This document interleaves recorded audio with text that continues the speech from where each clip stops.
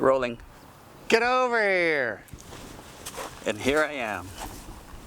Hi everybody. So this isn't a very happy vlog for today. We have some unfortunate news to share. Unfortunately, a few weeks ago, we had a little fire at Billy's farm that exploded into a bigger fire.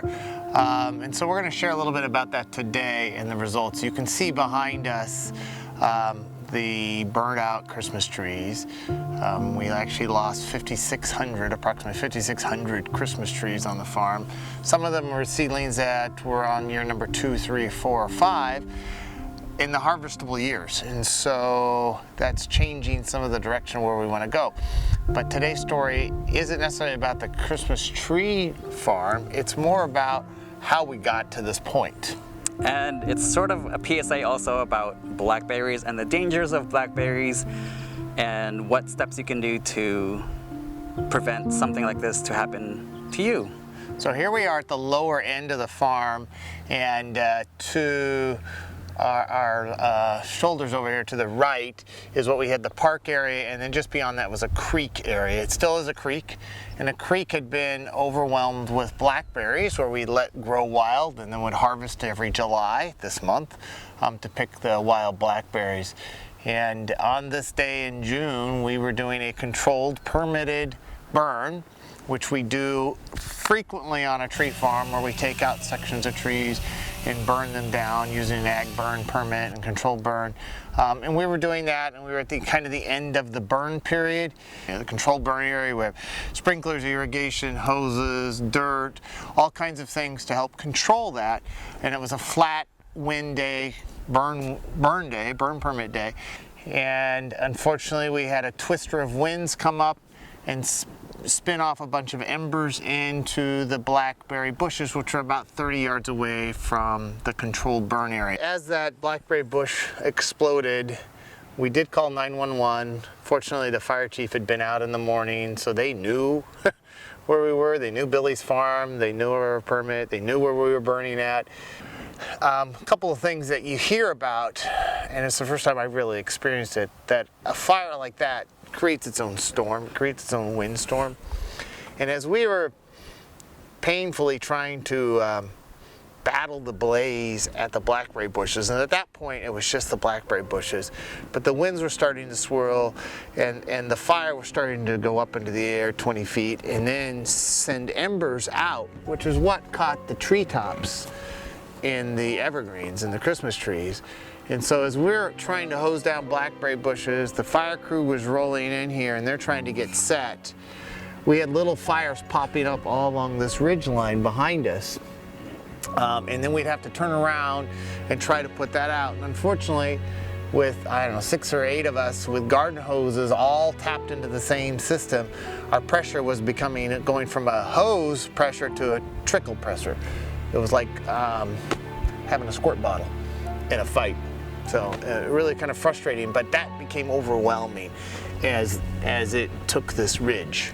One of my fears when I was battling the fire before the fire engines came was this going to be another one of those huge California wildfires that started here?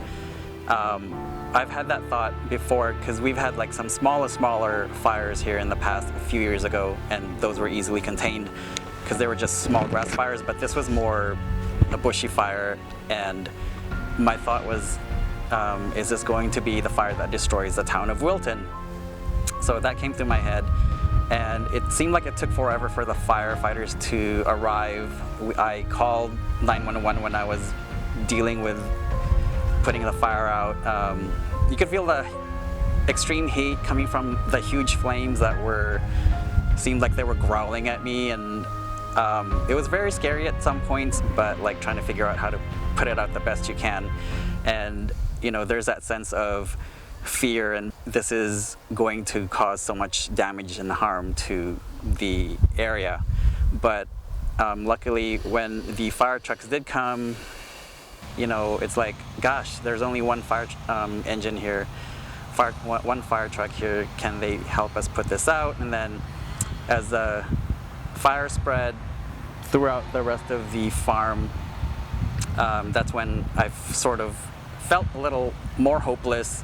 But then at the same time, more fire engines came, and there were, luckily for us, that was apparently during that day, that was the first of a series of multiple fires in the area, and they were able to have more fire stations concentrated here before they were spread out to the different parts in the area that needed their assistance as well.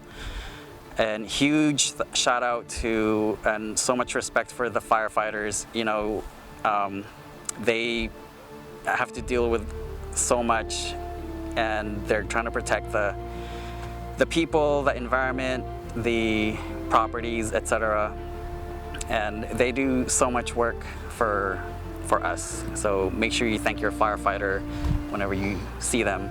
There was a point where it's like, okay, I think they are going to be able to put this out, and that was when we were finally able to breathe a sigh of relief. So we had 5 different engine companies here working this fire before they got dispatched to other fires. But no buildings, no structures, no lives lost, no vehicles lost, and it kept it pretty well contained to this property. So it's something that we were fortunate, feeling blessed with.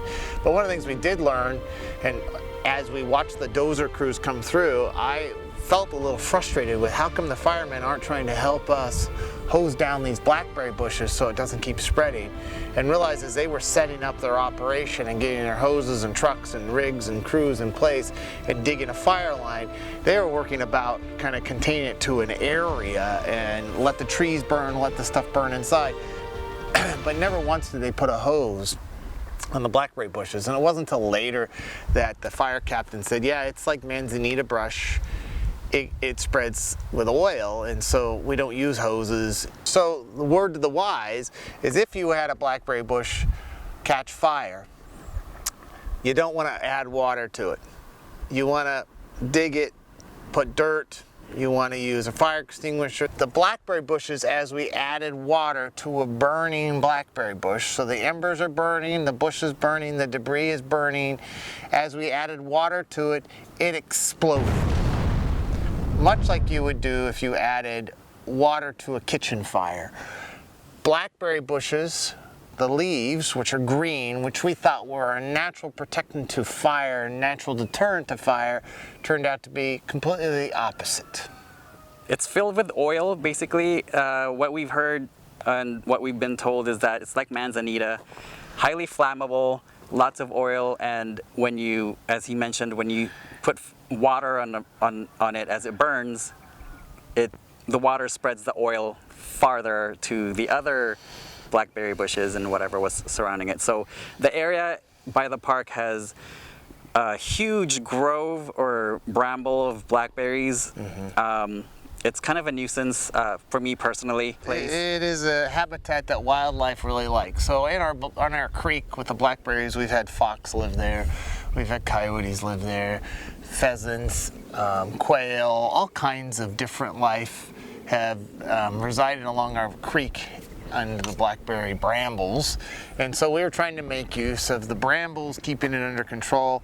And over the years we've fought that, because in the Christmas tree field it doesn't take much for blackberries to end up in parts of the field sprouting up. And so we would hoe that out or cut that out, sometimes even extract it in different ways just to try to keep it under control. They're a tough little species. They sprout up.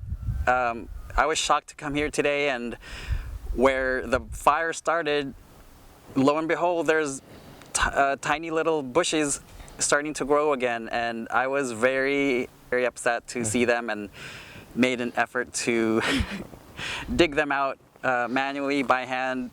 That got old really quick, and apparently you can't really do anything with them by hand. You have to bulldoze the entire field of blackberries to ensure that they don't pop back up again, because the roots are very strong. It's a very resilient type of plant, and it'll survive humanity probably, like the cockroaches have.